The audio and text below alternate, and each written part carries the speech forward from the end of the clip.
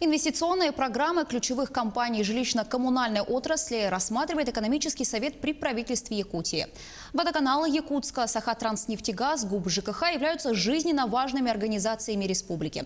Деятельность этих предприятий задает основы для качества жизни и развития коммунальной инфраструктуры граждан, сказал председатель правительства Якутии Владимир Солодов. Проблемы ветких газовых сетей и расширение распределительных сетей входит в инвестпрограмму Сахатранснефтегаза.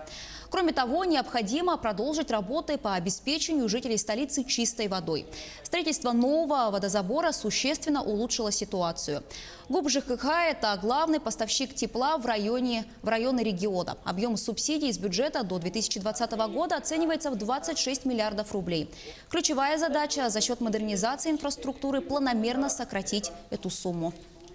ГУП ЖКХ – ключевое для нашей республики предприятие, обеспечивает теплом на базовые потребности наших жителей. И здесь, конечно, основной вопрос, которому мы уделяем внимание, это модернизация сети, модернизация коммунальной инфраструктуры, но и связанный с этим вопрос, который касается тарифов и который касается субсидий из регионального бюджета на возмещение разницы между тарифами, которые оплачивает население, и экономически обоснованными тарифами.